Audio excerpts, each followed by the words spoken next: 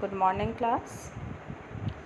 Now we will do the next topic, pulmonary air volume and capacities. बेटा जहाँ भी word अगर कहीं भी हम पल्मोनरी वर्ड पढ़ते हैं तो that pulmonary means related to the lungs. Pulmonary arteries, pulmonary veins, pulmonary air volume means pulmonary diseases. जो भी कहीं भी pulmonary word होता है that means it is related to the lungs. And pulmonary air volume कि lungs में कितना air hold हो सकता है और कितना वो रिसीव कर रहा है और कितना वो एक्सपेल कर सकता है, तो इन्हें हम क्या बोलते हैं, डैट इज़ पल्मोनरी वॉल्यूम्स. और कैपेसिटी क्या होता है, कैपेसिटी होती है कि जितना मैक्सिमम वो जो वॉल्यूम पर्टिकुलर लंग्स में दोनों के कॉम्बिनेशन में, दोनों का जो कॉम्बिनेशन है that is volume. Now first define the quantity of air that lungs can receive, hold or expel under different conditions are called pulmonary or lung volumes.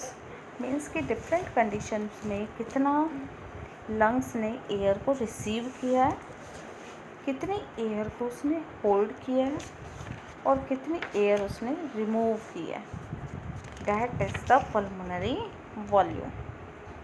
अब pulmonary capacity क्या है, that refers to a combination of two or more pulmonary volume. Means capacity क्या है कि उसने कितना receive करके hold किया है, तो कॉम्बिनेशन ये भी बन सकता है, होल्ड करके कितना होल्ड किया है, कितना एक्सपेल किया है, कॉम्बिनेशन ये भी बन सकता है, और तीनों का कॉम्बिनेशन भी हो सकता है कि टोटल. तो इसके अकॉर्डिंग पल्मोनरी कैपेसिटीज़ भी हमारी डिफरेंट टाइप की होती हैं एंड उन्हें किस डिफरेंट नेम से हम आइडेंटिफाई करते हैं. I will tell you later. Now next is spirometry. That is the process of recording the changes in volume of air into and out of lung and the instrument use for this purpose is called spirometer. Means कि spirometry क्या है, that is process कि कितना वो process जिससे हम कितना air अंदर ले रहे हैं, कितना एयर हम बाहर निकाल रहे हैं लंग से, उसकी वॉल्यूम के में जो चेंजेस आ रहे हैं उन्हें मेज़र करना, डैट इज़ स्पायरोमीट्री. और जिस इंस्ट्रूमेंट से हम ये करते हैं that is called the spirometer. ये स्पायरोमीटर क्या कहता है, that shows the graph, just like कि आपने जैसे ECG पढ़ा देखा होगा कहीं, किसी नेक्स्ट चैप्टर में हम करेंगे भी. ECG में क्या होता है, जस्ट इस टाइप के लाइंस, मूवीज़ में तो एटलीस्ट देखा ही होगा कि इस टाइप के ग्राफ दिखाता है. And when it becomes straight that time no contraction and relaxation of heart takes place, so that shows the no change. Same ऐसे ही लंग्स में वो कितना एक्सपैंड हो रहा है, कितना कॉन्ट्रैक्ट हो रहा है, उसकी वॉल्यूम में जो चेंजेस शो कर रहा है, that shown by the graph and that graph is called the spirogram. Different breathing conditions देते हैं, जैसे कि आप कह सकते हो कि स्ट्रेस कंडीशंस में और ड्यूरिंग रनिंग, एक नॉर्मल रेस्ट कंडीशन में, तो डिफरेंट कंडीशंस के अकॉर्डिंग वो वॉल्यूम को मेज़र करते हैं एंड वो एक ग्राफ शो करते हैं कि हमारा लंग्स कितना एयर को होल्ड कर सकता है, कितना रिलीज़ कर रहा है, कितना उसमें इनहेल कर रहा है, और लंग्स की वॉल्यूम में क्या चेंजेस आ रहे हैं डिफरेंट कंडीशन में. That is shown by the graph, that is called the spirogram. Now next, this is given in just simple way. अब पल्मोनरी एयर वॉल्यूम और कैपेसिटीज़ को अगर हम नेम देखते हैं तो फर्स्ट नेम क्या होता है, हम यहाँ से स्टार्ट करते हैं, डैट इज़ वॉल्यूम से. Inspiratory reserve volume.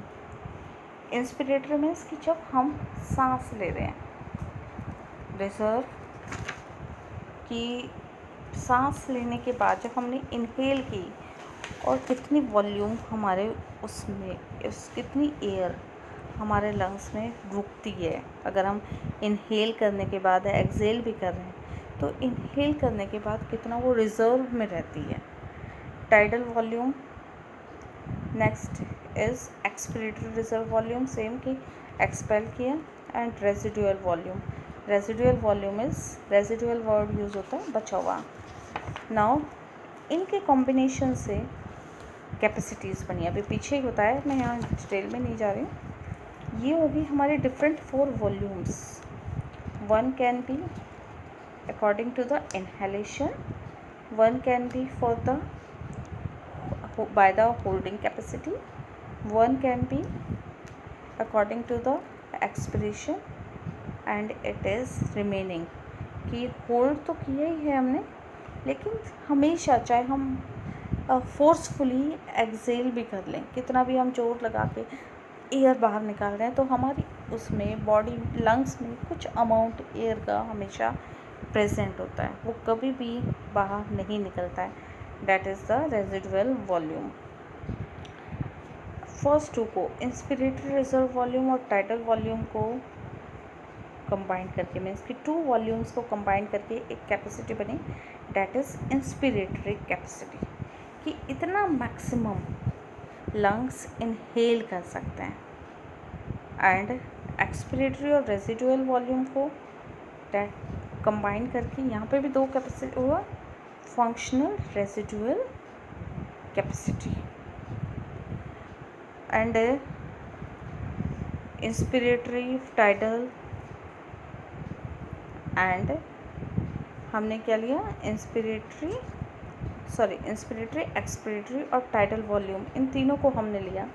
उसके लिए जो कैपेसिटी बनी डैट इज़ वाइटल। तो यहाँ का 3 का कॉम्बिनेशन हुआ, यहाँ 2 के कॉम्बिनेशन से डिफरेंट कैपेसिटीज़ बनी।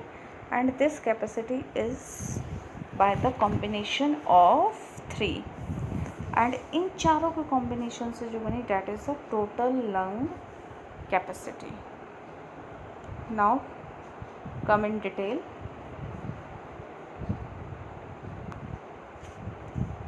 Now first come to the tidal volume।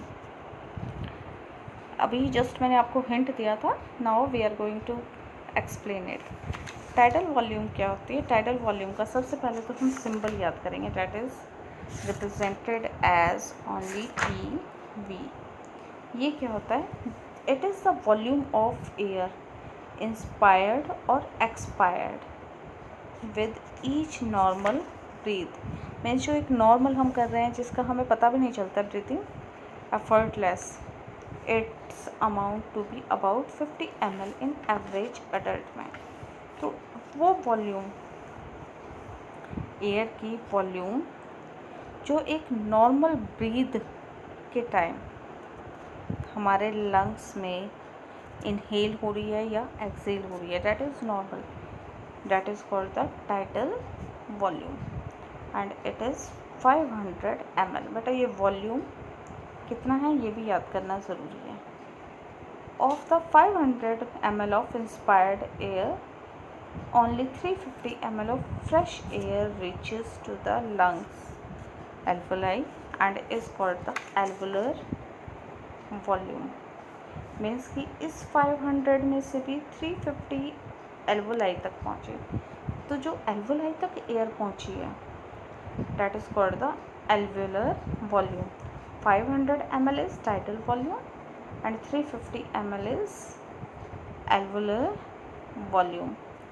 And while 150 ml of inspired air remain in respiratory tract from the nasal chamber to the terminal bronchi, which is often called anatomical dead space, and this volume is called the dead space volume।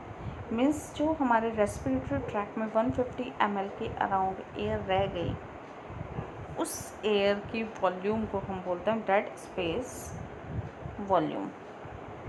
Now physiologically dead space include anatomical dead space and the space in the non-functional alveoli। It is not useful for the exchange of gases. ये exchange of gases में useful नहीं है, that's why it is called the dead space volume. क्योंकि जब कोई चीज़ use ही नहीं कर रही है तो हम उसे जनरली क्या कर रहे हैं, जो अपना फंक्शन नहीं कर रही है, that is generally we call dead. तो सेम यहाँ भी कोई एक्सचेंज नहीं होता है यहाँ पे डेड स्पेस में, तो इस वॉल्यूम को हम डेड स्पेस वॉल्यूम बोलते हैं। एंड डेड स्पेस जहाँ पे ये होल्ड होती है, that is called the dead space, anatomical dead space. During exercise, tidal volume is 4 to 10 times higher than normal. Mean जब हम एक्सरसाइज करते हैं तो ये वॉल्यूम हमारी 2000 से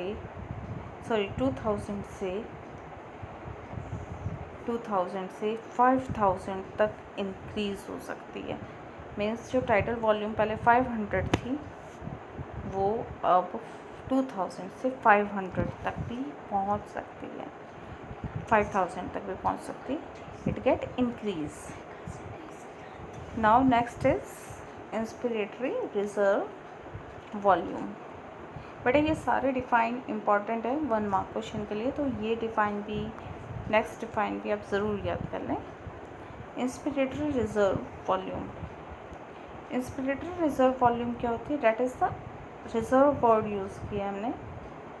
रिजर्व वर्ड्स मीन्स बचा हुआ, तो यहाँ पे क्या होगा, it is extra volume of air which can be inspired by force inhalation beyond the normal title volume.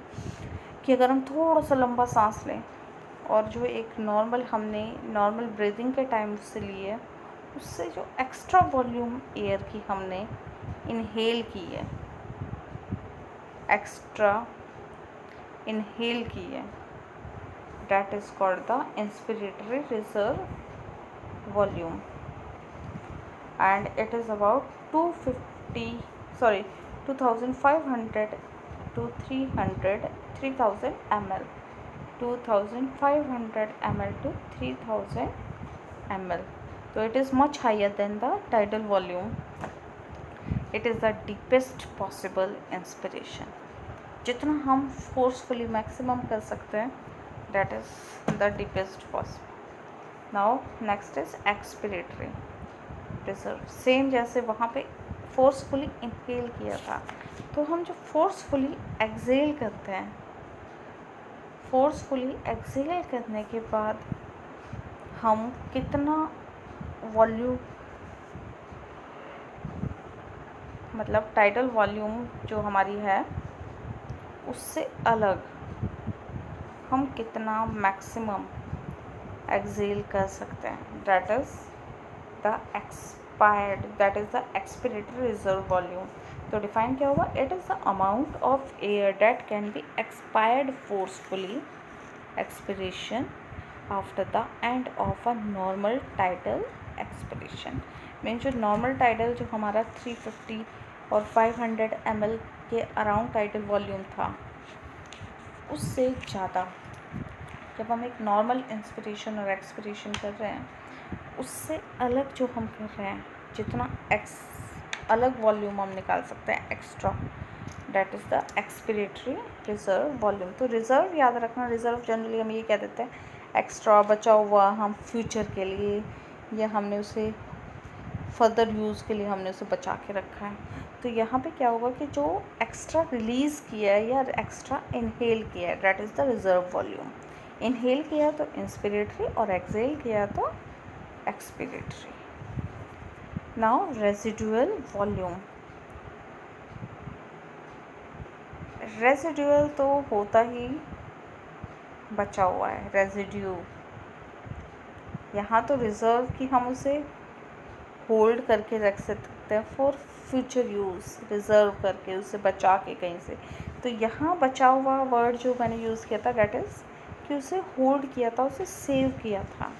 And residual क्या हो गया कि जो यूज़ करने के बाद बच जाता है, तो that is the volume of air left behind in the lung, alveoli and respiratory passage even after the most forcefully expiration means हमने इस IRV और ERV, बेटा यहाँ पे सिंबल गलत शो किया हुआ है, that is ERV,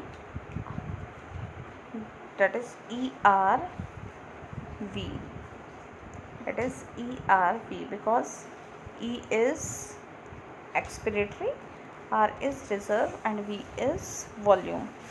तो कितना हम फोर्सफुली एयर बाहर निकाल रहे हैं उसके बाद भी कोई ना कोई अमाउंट एयर का लंग्स में रह जाता है. सपोज़ हम कहें कि सारी एयर निकल जाएगी, तो क्यों नहीं निकलती है?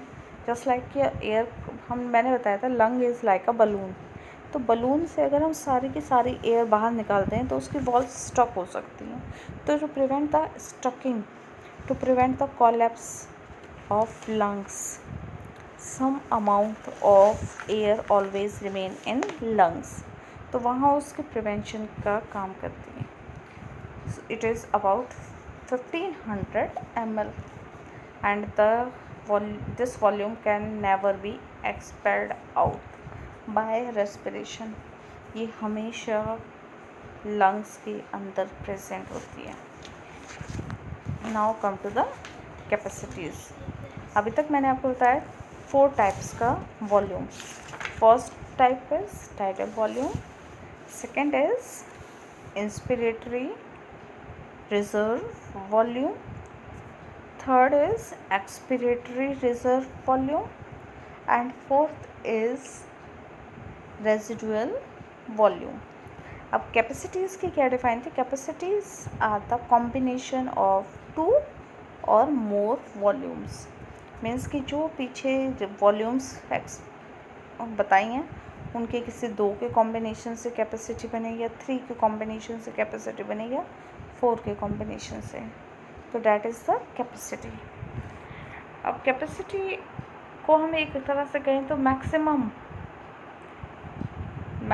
कितनी एयर उसमें होल्ड हो सकती है, कितनी इंस्पायर कर सकते हैं. अब अगर हम फर्स्ट करते हैं इंस्पिरेशन कैपेसिटी.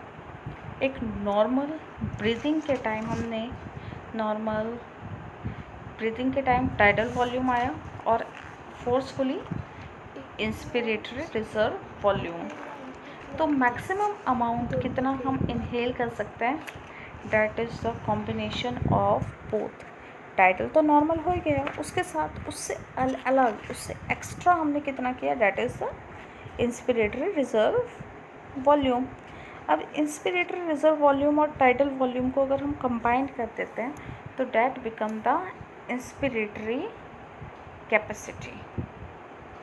एंड यहाँ ये भी सिंबल गलत दिया हुआ है, that is IRC and because C is used for the capacity and I is used for the inspiratory capacity. तो it is IC. यहाँ ये wrong है and it is also wrong. Functional residual capacity, it is also wrong. It is FRC.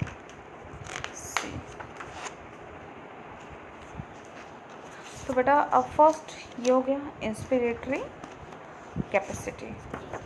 Inspiratory capacity को हम क्या कहेंगे? That is the combination of inspiratory reserve volume and tidal volume. Tidal volume कितना था? 500 और inspiratory reserve volume कितना हो सकता है? डैट में बी द 1500 टू द 2500. और अगर हम 500 से करें तो डैट इज़ 200 और थोड़ा हाईली मैक्सिमम चला जाए तो it can be the 3 to 3.5 litre. दोनों को अगर हम कंबाइन करते हैं तो अप्रॉक्सीमेट ये आ जाता है मीन, क्योंकि रिजर्व वॉल्यूम एक एग्जैक्ट अमाउंट नहीं है. That is you can see in last slide, that is 2500 plus 5 किया तो 3 एंड 3 ml 3000 ml प्लस 5 तो डैट इज़ 3500. तो कितना हो जाएगा? 3000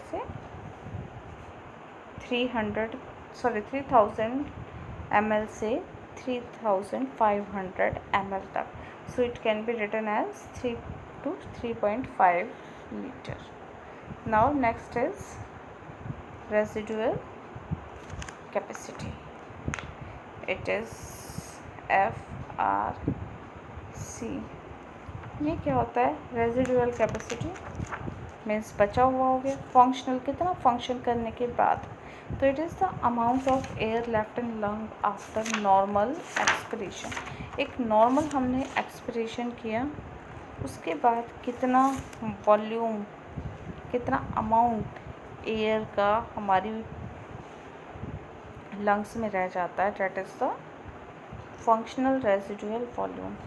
और ये क्या होता है? सम होता है एक्सपिरेटरी रिजर्व वॉल्यूम का एंड रेजिडुअल वॉल्यूम का. रेजिडुअल वर्ड है तो इट मीन्स रेजिडुअल तो ऑब्वियस है, ऐड होगा ही होगा. तो it is the combination of residual volume और expiratory reserve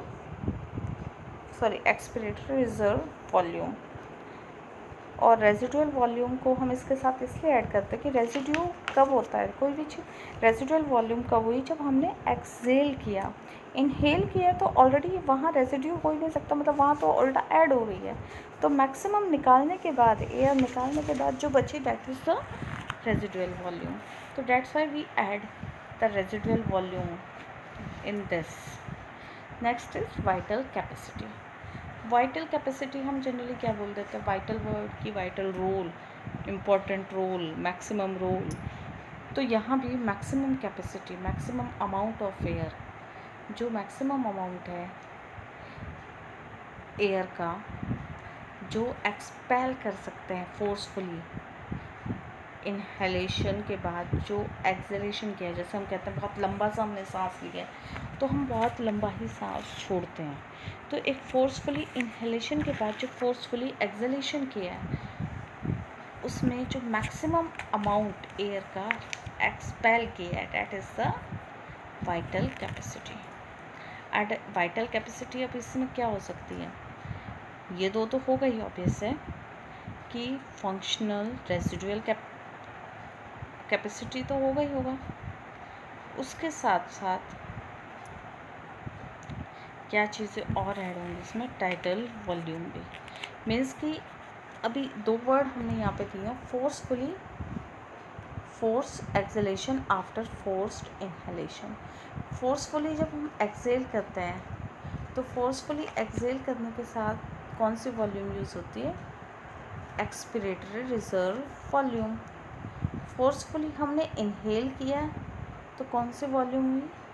inspiratory reserve volume. और एक नॉर्मल एक्सहेलेशन और इनहेलेशन के टाइम जो वॉल्यूम लंग्स में, रेजिडुअल वॉल्यूम वर्ड यूज़ नहीं हुआ है, जो एक नॉर्मल एक्सहेलेशन और इनहेलेशन कर रही है तो कितना वॉल्यूम निकलती है? That is title volume. एक नॉर्मल इनहेलेशन और exhalation is title volume. forcefully inhalation is inspiratory reserve volume and forcefully exhalation is expiratory reserve volume. तो इन तीनों के कॉम्बिनेशन से जो कैपेसिटी बनी, that is the vital capacity. तो ये हम क्या कह सकते हैं? That is the maximum amount of air which can exhale and which can intake, which can exhale और which can inhale. That is the vital capacity. Now next is total lung capacity. Total lung capacity क्या होना चाहिए? चारों volumes को अगर हम add करते हैं, residual volume, tidal volume, inspiratory reserve volume और एक्सपिरेटरी. तो अगर हम एक बात करें कि चारों हमने यहाँ क्यों ऐड किए? क्योंकि अगर हम एक फोर्सफुली इनहेल कर रहे हैं, फोर्सफुली इनहेल किया है, तो फोर्सफुली इनहेल करने के टाइम हमारी बॉडी में क्या होगा? यहाँ वर्ड दिया है title vital capacity and reserve volume. अभी मैं बताती हूँ कि चारों हमने यहाँ के लिए हैं. फोर्सफुली इनहेल किया तो मैक्सिमम एयर हमारी बॉडी लंग्स में आई, एक नॉर्मल टाइटल वॉल्यूम आ गई. नॉर्मल एक्सलेशन किया तो भी रिजर्व वॉल्यूम आ गई। अब उन तीनों के कॉम्बिनेशन से क्या बना, वाइटल कैपेसिटी। अब normal inhalation, acceleration, forcefully acceleration, inhalation हो, उसके बाद भी एक जो हमेशा हमारे लंग्स में वॉल्यूम रहती है, डेट इज़ रिजर्व वॉल्यूम। तो अगर हम सबको ऐड कर देते हैं तो हमारे लंग्स में मैक्सिमम अमाउंट जो एयर का होल्ड हो सकता है, that is the approximate 6 litre air. Means at a time our lung can hold approximate 6 liter air. Now read these capacities and volume from your book, and if you feel it's easy you can write from here, and if you want to write from your book you can write from that.